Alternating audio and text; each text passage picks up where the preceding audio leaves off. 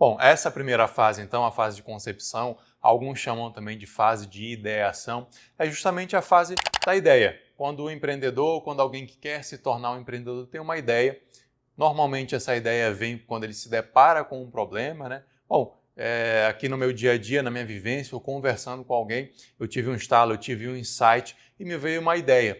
Nossa, será que essa ideia é boa? Será que essa ideia é vendável? Será que eu posso resolver uma grande dor, um grande problema da sociedade com essa minha ideia?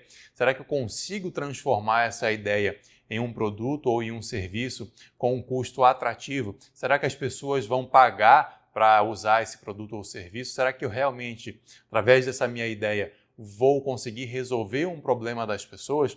Então, são essas as primeiras perguntas que esse empreendedor deve se fazer nessa fase de concepção ou nessa fase de ideação, para saber se aquela ideia pode dar os seus primeiros passos e, de repente, virar uma startup de sucesso. Então essa é aquela fase que a pessoa tem aquela ideia, ela começa a se animar, se empolgar, começa a fazer essas perguntas na própria cabeça, né? Ela se anima e fala assim, uau, eu acho que eu tive uma ideia brilhante, tive uma ideia genial. E aí o que essa pessoa normalmente faz? Começa a conversar com familiares e amigos para fazer pequenos testes, né? Perguntar, o que você acha dessa ideia? Você acha que funciona? Você compraria essa ideia, né? E como a pessoa normalmente está muito empolgada, nessa fase ela não vê muitos defeitos para a ideia dela. E ela tem um certo ciúme, algumas pessoas têm um certo ciúme dessa ideia. Então costumam até ter certa reserva, fazer algum mistério quanto a essa ideia. E nessa fase alguns já chegam a procurar um advogado e falam assim, eu quero patentear a minha ideia. Né? E a primeira coisa que você vai responder, porque você conhece o direito de startups, é falar para eles, infelizmente você vai ter que dar um banho de água fria, né? E falar assim, olha, ideias não são patenteáveis, né? Só pode ser patenteado algo que seja exteriorizável no mundo físico, né? Ou maneiras digitais de fazer essa exteriorização, tirar algo da sua cabeça, né? Mas existem mecanismos, o NDA, a gente vai falar disso, para proteger de certa forma essa ideia. Mas essa é justamente aquela fase em que se conversa com amigos e com familiares, nesse teste ainda hipotético, apenas conversando de validação dessa ideia, dessa hipótese que esse empreendedor teve para resolver um problema. E de repente também ele percebe que sozinho ele não vai conseguir realizar bem essa jornada. Então, às vezes ele já conversa com um melhor amigo, com alguém que ele conheça do ramo, para se juntar, para fazer uma espécie de parceria, uma sociedade para levar essa ideia adiante.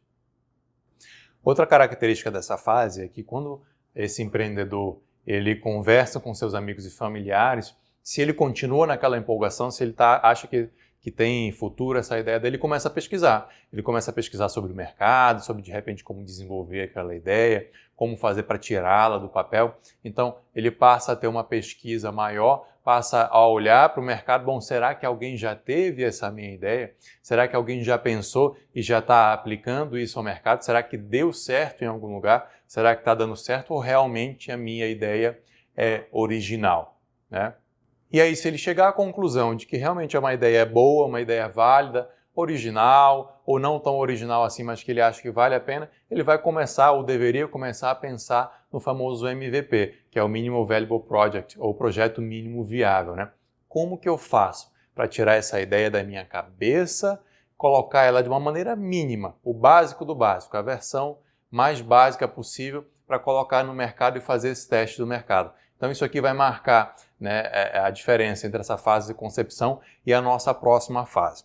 Agora, falando dos institutos jurídicos utilizados ou normalmente utilizados nessa fase, bom, aqui basicamente são dois. Não recomendo ainda que, mesmo que esse empreendedor busque um parceiro, que se faça um contrato social, um contrato societário, para formalizar essa parceria, porque isso vai gerar muita burocracia, muito custo.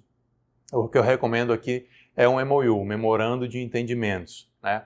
Para que se tenha um registro, é bom ter um registro de quem teve a ideia, com questões ou bases futuras para que, caso essa ideia vingue e eles decidam no futuro montar uma sociedade com base nessa ideia, eles já tenham ali parâmetros básicos estabelecidos. O outro contrato utilizado é o NDA, o Non-Disclosure Agreement, ou o contrato de confidencialidade. Para aquele empreendedor que é mais ciumento da ideia dele, como não pode patentear a ideia dele, caso ele queira contar para alguém que ele não tenha muita confiança, que não seja alguém próximo, ou esse futuro possível parceiro que ele queira se associar, ele faz um contrato de confidencialidade com esse parceiro, com essa pessoa, dizendo que ele teve essa ideia e ali pode prever algumas questões também, que essa pessoa não pode se utilizar dessa ideia ou espalhar essa ideia, enfim. Mas é um marco formal, temporal, para que isso aconteça.